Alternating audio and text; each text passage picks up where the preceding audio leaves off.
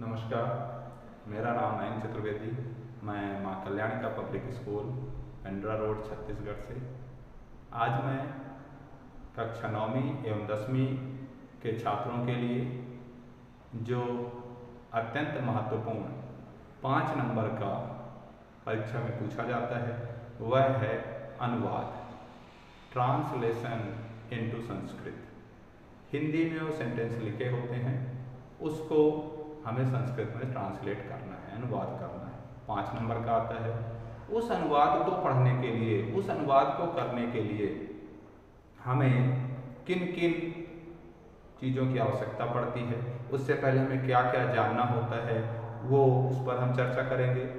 दूसरा, मैं आपको बता दूं कि हमारे सारे बच्चों को इंग्लिश का, अंग्रेजी का बहुत अच्छे से ज्ञान है, बहुत अच्छे से इंग्लिश में ट्रांसलेट करते हैं। बहुत से रूल इंग्लिश के जो हैं वो हमारे संस्कृत में भी फॉलो होंगे, बस उसको समझना है। बहुत इजी है, बहुत सरल है, केवल हमें उसको समझना है। कुछ नियम उसके कैसे हैं हम उसको पहले समझ लेते हैं। तो अनुवाद जानने के लिए जैसा कि हमें सर्वप्रथम धातु रूप जानना चाहिए, फिर शब्द रूप जानना चाहिए। धातु रूप और शब्द रूप का यदि हमें पूर्णतः ज्ञान है तो निश्चित हम उसका 80% चीज़ें समझ गए। फिर चीज़ें आती हैं कुछ जो क्रियाएं हैं, उन क्रियाओं को जानना। तो धीरे धीरे करके हम क्रियाओं के विषय में भी जानेंगे। हिंदी में बोलचाल की भाषा में जितनी क्रियाएं हम जानते हैं वो सब को एक तरफ हम उसको नोट करते हैं, पहले उसको हिंदी में लिख लेते हैं, फिर उसको धीरे धीरे संस्कृत में जानते हैं कि इसको हम संस्कृत में क्या कहते हैं। जब धीरे धीरे हमें उस क्रियाओं का ज्ञान हो जाएगा तो निश्चित हमें वो अनुवाद, ट्रांसलेशन एकदम सरल हो जाएगा। दूसरी महत्वपूर्ण आपको बता दूं मैं कि संस्कृत में यदि कर्ता एक वचन है तो निश्चित उसकी क्रिया भी एक वचन होगी। यदि कर्ता द्विवचन है तो निश्चित रूप से उसकी क्रिया भी द्विवचन होगी, और यदि कर्ता बहुवचन है तो उसकी क्रिया भी बहुवचन होगी। मतलब कितनी अच्छी बात है। हमें सबसे पहले कर्ता को फाइंड आउट करना है, कर्ता को देखना है। यदि कर्ता एक वचन है तो निश्चित तौर पर उसकी क्रिया भी एक वचन होगी। यदि कर्ता द्विवचन है तो उसकी क्रिया भी द्विवचन होगी। यदि कर्ता बहुवचन है तो क्रिया भी बहुवचन होगी। वो कैसे, अब हमको ये जानना है। तो सबसे पहले कर्ता देखना है, फिर उसके बाद क्रिया देखना है, और उसके बाद कर्ता और क्रिया सबसे इंपॉर्टेंट है। यदि क्रिया मिल जाती है तो हम उससे जानेंगे कि उसका कर्म क्या है। जैसे वह पढ़ता है तो क्रिया से एक प्रश्न बनेगा, वह क्या पढ़ता है। एक क्या मिला, प्रश्न मिला, तो जो पढ़ता है वो उसका ऑब्जेक्ट हो जाता है। वह उसका जो ऑब्जेक्ट है, कर्म है, हमें उसको देखना है। तो सबसे इंपॉर्टेंट सब्जेक्ट प्लस वर्ब, उसके बाद आपका ऑब्जेक्ट आएगा। ठीक है, कर्ता, क्रिया और कर्म। ठीक है, तो हमें उससे जानने के लिए आइए हम देखते हैं। सबसे पहले धातु में, जब हम धातु, जिसको हम कहते हैं धातु, ठीक है, इस धातु को जानने के लिए इसके धातु के 2 भाग होते हैं। पहला होता है परस्मैपदी धातु, परस्मैपदी, और दूसरा होता है आत्मनेपदी। आत्मनेपदी, ये 2 प्रकार की धातुएं होती हैं। धातु के 2 भाग होते हैं, एक होता है परस्मैपदी, दूसरा होता है आत्मनेपदी। ध्यान देंगे।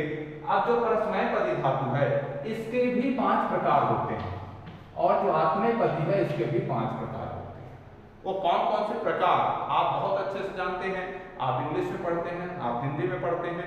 इंग्लिश में आप पढ़ते हैं तो प्रेजेंट, पास्ट, फ्यूचर 3 टेंस होते हैं, present tense, past tense, future tense. Hindi में भी आप पढ़ते हैं तो आपको मिलता है वर्तमान काल, भूतकाल, भविष्य काल। और जब हम अपने संस्कृत में चलते हैं तो संस्कृत में भी 3 तो बिल्कुल फिक्स हैं, होंगे ही होंगे, 2 और प्लस हो जाते हैं। उसमें जो प्लस होते हैं वो होता है लोट लकार और एक होता है विधिलिंग लकार। लोट लकार मीन्स आज्ञार्थक, जब कहीं आज्ञा की बात की जाती है वहां लोट लकार का प्रयोग होता है, और जब कहीं इच्छा की बात की जाती है, इच्छा व्यक्त की जाती है, उस जगह हम विधिलिंग लकार का प्रयोग करते हैं।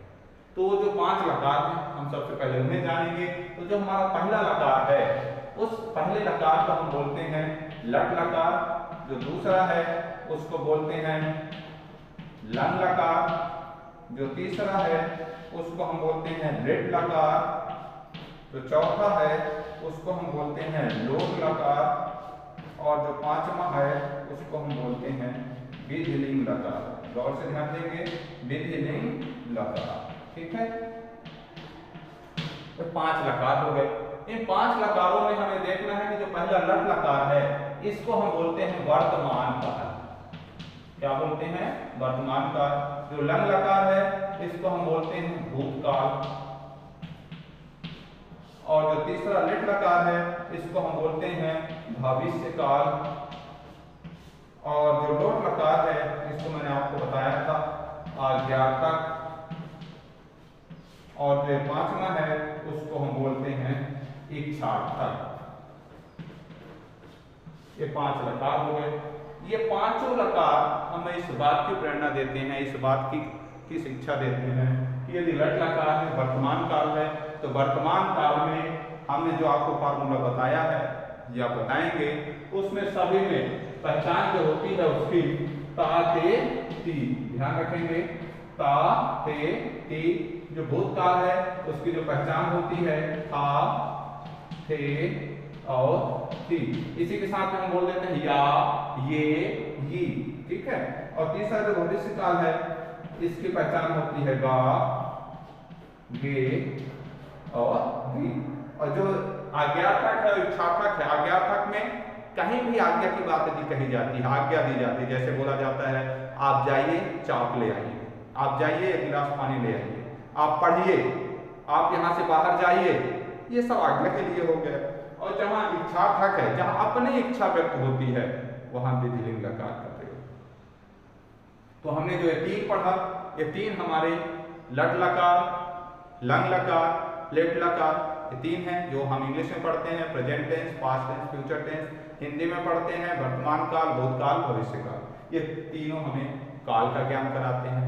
तो हमें इससे इनके लिए काल की जानकारी होनी चाहिए। जब हम ये जान लेते हैं, जैसे मैंने आपको बताया परस्मैपदी में 5, ये पांचों हो गए, आत्मनेपदी में भी 5, तो ये पांचों इसके हो गए। दोनों में होता है। अब दोनों के फार्मूले होते हैं। यदि हम हर एक का एक फार्मूला पूरी तरह से उसको तैयार कर लेते हैं तो हमारे लिए वो एकदम इजी हो जाता है, फिर वो बोलता नहीं। उसको पढ़ने के लिए हमें जरूरत पड़ेगी वचन की और पुरुष की, जिसको आप इंग्लिश में बोलते हैं पर्सन। तो अब पर्सन की बात आते हैं। अब हम इसको बता रहे हैं आपको कि यदि हम परस्मैपदी में जो 5 हैं, लट लकार, लंग लकार, लिट लकार, लोट लकार और विधिलिंग लकार, इनमें से यदि हम जाने कि लट लकार है तो लट लकार का पहले यदि हम देखते हैं तो सबसे पहले हम लिखते हैं पुरुष, फिर लिखते हैं वचन। वचन में एक वचन, फिर आता है आपका द्विवचन, फिर आपका आता है बहुवचन। ठीक है, एक वचन, द्विवचन और बहुवचन। सबसे इंपॉर्टेंट बात इसमें हम ये बताएंगे कि जो पुरुष है, गौर से ध्यान देंगे, इसका नाम हम प्रथम पुरुष भी बोल सकते हैं, और आपको क्लियर करने के लिए इसका दूसरा नाम होता है अन्य पुरुष। ठीक है, इसी में थोड़ा सा कंफ्यूजन हो गया, इसलिए बता रहा हूं। प्रथम पुरुष या अन्य पुरुष, इसी को बोलते हैं। दूसरा होता है मध्यम पुरुष और तीसरा होता है उत्तम पुरुष। इनमें कोई परिवर्तन नहीं है। जो मध्यम पुरुष है इसका मतलब मैं आपको आज बता दूं, मध्यम पुरुष मतलब होता है सेकंड पर्सन इंग्लिश में, और संस्कृत में भी सेकंड पर्सन है, और इसकी जो पहचान होती है वह है तुम। आपके इंग्लिश में भी होती है तुम, और हमारे संस्कृत में भी होती है तुम। जो तीसरा है आपका यहाँ उत्तम पुरुष, उत्तम पुरुष की जो पहचान है वो है मैं, सिंगुलर के लिए है मैं। ठीक है, और आपके इंग्लिश में भी होती है मैं। अब आप इंग्लिश में इस उत्तम पुरुष को पढ़ते हैं फर्स्ट पर्सन, इसको पढ़ते हैं सेकंड पर्सन, और इसको पढ़ते हैं थर्ड पर्सन। हमारे संस्कृत में लिखा ऐसे है अन्य पुरुष, मध्यम पुरुष, उत्तम पुरुष, लेकिन हम भी इसको ऐसे ही पढ़ते हैं। इसकी जो पहचान होती है वह या किसी का नाम। ठीक है, वह भी होगा या किसी का नाम। ठीक है, वह का वे बहुवचन, आप सिंगुलर की बात कर रहे हैं, वह का वे भी हो जाएगा और वह में लड़का लड़की दोनों हो जाएगा, नाम उसका संस्कृत में बदलेगा। जैसे सह पठति मीन्स वह पढ़ता है, सा पठति वह पढ़ती है। तो सह माने वह लड़का पुल्लिंग के लिए है, सा माने वह लड़की स्त्रीलिंग के लिए है। तो किसी का भी नाम आएगा वो आपका किस में जाएगा, अन्य पुरुष में जाएगा। आप जानते भी हैं हमेशा जो बोलने वाला होता है वह वक्ता होता है और फर्स्ट पर्सन कहलाता है। सुनने वाला जो होता है हमेशा सेकंड पर्सन होता है, और जिसके विषय में बात कही जाती है वो होता है थर्ड पर्सन। यहां भी वही चीज है, मैं फर्स्ट पर्सन हो गया, तुम सेकंड पर्सन हो गया, जिसके विषय में कहा जा रहा है वह यहाँ थर्ड पर्सन है। तो इंग्लिश में भी आप ऐसे ही चलता है, आई को आप फर्स्ट पर्सन लेते हैं, यू को सेकंड पर्सन लेते हैं, और ही सी इट वन नेम या कुछ ऐसा है उसको आप थर्ड पर्सन लेते हैं। हमारे संस्कृत में लिखा सीक्वेंस ऐसे है कि सबसे ऊपर उत्तम पुरुष, अन्य पुरुष, देन मध्यम पुरुष, देन उत्तम पुरुष, लेकिन क्रम वही चीज है। यूज हम करेंगे थर्ड पर्सन में अन्य पुरुष का, सेकंड पर्सन में मध्यम पुरुष का, और फर्स्ट पर्सन में उत्तम पुरुष का। तो कोई अंतर हुआ नहीं ना। तो अपने को यह समझना है कि जो हमारे इंग्लिश के रूल्स हैं वही हमारे संस्कृत के रूल्स हैं, बस यहाँ लिखा कैसे है, सीक्वेंस ऊपर से नीचे है, और इंग्लिश में आपको नीचे से ऊपर की ओर जाना होता है। तो हमें इन चीजों का ध्यान रखना।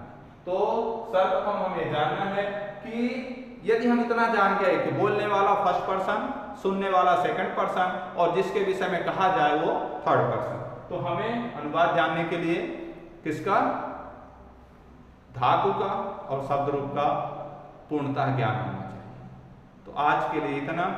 अगले वीडियो में मैं इन सबके फार्मूले बताऊंगा, फार्मूले के साथ उनका प्रयोग बताऊंगा, ताकि वो आपको स्टेप बाय स्टेप क्लियर होता जाए। धन्यवाद।